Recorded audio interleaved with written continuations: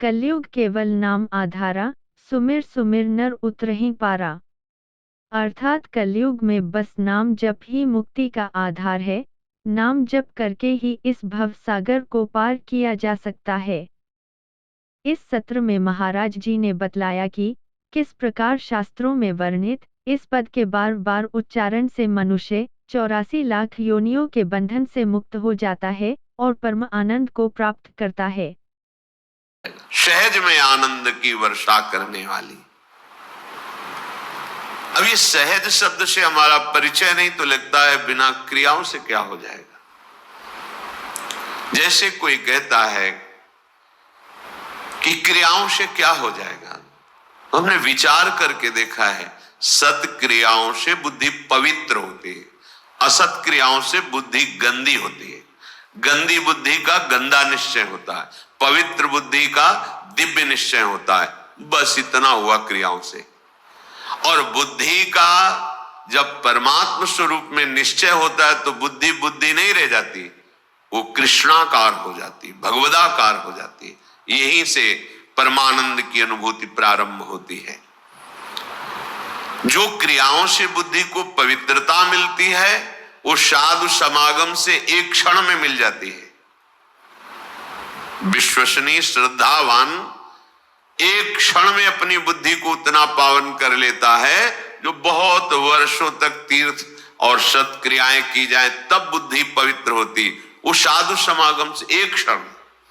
इसीलिए व्रतानि यज्ञ छंदांसि तीर्थानि यमा यमा यथा वरुंधेत सत्संगा सर्वसंगोपहो हिमाम। सत्संग के बराबर किसी को नहीं रखा गया।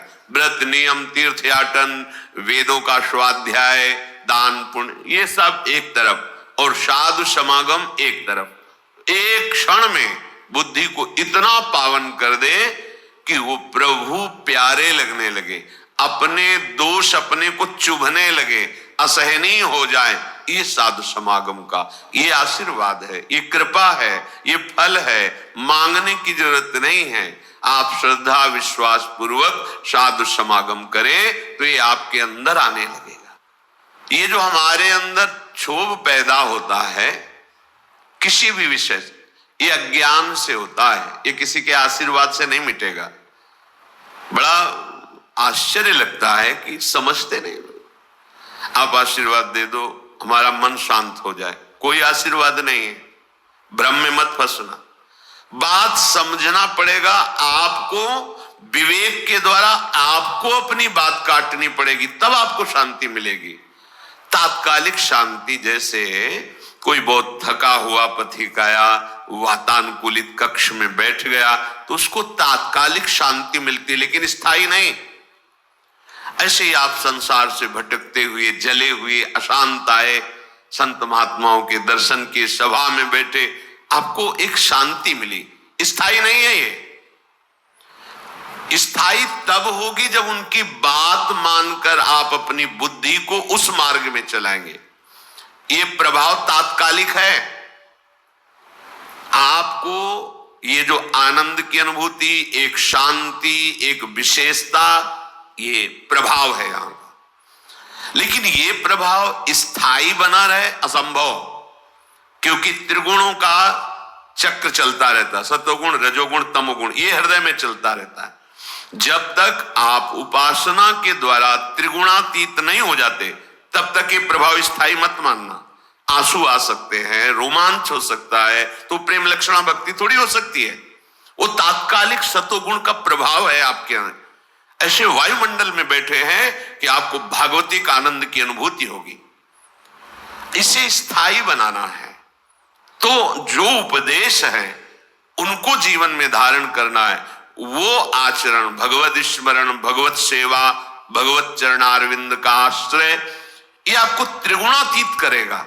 जब आप त्रिगुणातीत होंगे, किसी गुण का प्रभाव नहीं पड़ेगा, तब एक रस स्थिति आएगी। फिर ये प्रभाव आप विषयी पुरुषों के बीच में बैठ करके भी स्वाद लेंगे इसी आनंद का। जितना नाम जप करोगे उतने ही दुख से ऊपर उठते जाओगे। मान लो, विश्वास मान लो। एक ऐसी आनंद दशा होती है हृदय की। देखो, एक बार हमको किसी ने बताया था कि एक कोई गैस होती है, वो अगर खुल जाए तो लोग हंसते ही रहते हैं। ओ है, हाँ, जो हम तो कह नहीं पाए कि फ्लैपिंग क्या है, ऐसे गैस है, लाफिंग, हमने समझा फ्लैपिंग वो हंसी वाली। एक गैस में इतनी ताकत है कि कोई कितना भी डिप्रेशन में वो हंसता ही रहेगा गैस में। भगवान के नाम में इतनी ताकत नहीं कि हर दुख मिटा के तुम्हें आनंद में रखे। सोचो, प्रकृति की एक गैस है, प्रकृति की एक औषधि है जो बेहोश करके अंग काट दे तो भी पता ना चले। भगवान के नाम में धन्वंतरी जी ने कहा, सब औषधियों का शोध करने पर पता चला भगवान नाम में जितनी रोग निवारण, दुख निवृत्ति, शोक निवृत्ति सामर्थ्य उतनी किसी औषधि में नहीं। धन्वंतरी जी के वचन है। जामवंत जी कह रहे हैं, ये तो बाहरी समुद्र पर पुल आपके प्रताप से बनी जाएगा, पर भव समुद्र से पार होने का एकमात्र उपाय है भगवान नाम। अपनी जिह्वा से निरंतर हम जैसे भी हैं अपने प्रभु के हैं। ये भाव बहुत मंगलमय है। हमारे प्रभु को ऐसा हो तभी स्वीकार होगा, ऐसा नहीं है। कैसा भी हो, कोई भी हो, बस शरण में हो जाए और नाम जप करने लगे। खुद आप देख लेना, अगर बात आपको समझ में आ जाए तो ये जो श्रीमद् चतुराशी जी है, इसके जो पद है, पहली बात तो तुम्हारा कोई भाव न बने, कोई श्रद्धा न बने, और अगर एक बार 84 जी का पाठ 24 घंटे में कर लेते हैं, 45 मिनट लगेंगे रफ्तार से करने में, थोड़ा आराम से गाएं 1 घंटा, और अपने लोग जैसे मस्ती से गाते हुए परिक्रमा लगाते तो 1.25 घंटे में पूरा से आराम। एक 84 जी का पाठ करने वाला कभी 84 लाख योनियों में नहीं जा सकता। ये उन महापुरुषों के वचन हैं जिनके अधीन प्रियालाल है। छुटी 84 भ्रमंते निर्खय जुगल किशोर। कम से कम 84 लाख योनियों के दुख से तो आप मुक्त होना चाहते, नहीं प्रिया प्रीतम को देखना चाहते, नहीं सेवा चाहते, तो दुख से तो निकलना चाहते। वाणी जी अमोघ है, गुरु कृपा से ही बात समझ में आती है। अगर चतुराशी जी के किसी भी पद को आप कंठस्थ कर ले, कोई एक पद, और उसी को 100 बार 200 बार अंदर अंदर गुनगुनाइए, फिर आप देखिए कैसे आपका हृदय निर्मल होता है, कितनी जल्दी आपके अंदर भागवतिक सद्गुण आते हैं। तो आप कीजिए, घंटों चलते हुए प्रपंच की वार्ता कर लेंगे, पद नहीं गुनगुनाएंगे। व्यर्थ में बैठे मन कल्पना में घूम रहा है, उसको डांट करके नाम में नहीं लगाएंगे। देखो, अगर सुख प्राप्त करना, इसीलिए हम प्रायः आपसे प्रार्थना करते रहते हैं कि ये आशीर्वाद, ये कोई कृपा या कोई पदार्थ दे दे, इस भ्रम में मत रहना। ऐसे ऐसे महापुरुषों के दर्शन हुए हैं जो गुरु कृपा से, इष्ट कृपा से ही केवल उनका दर्शन हो सकता। दिगंबर, शरीर की शुद्ध नहीं, खान पान की, जहां पैर नहीं रख सकते हो ऐसी तपती हुई बालू, उसमें दिगंबर पड़े हैं ब्रह्मानंद में मगन।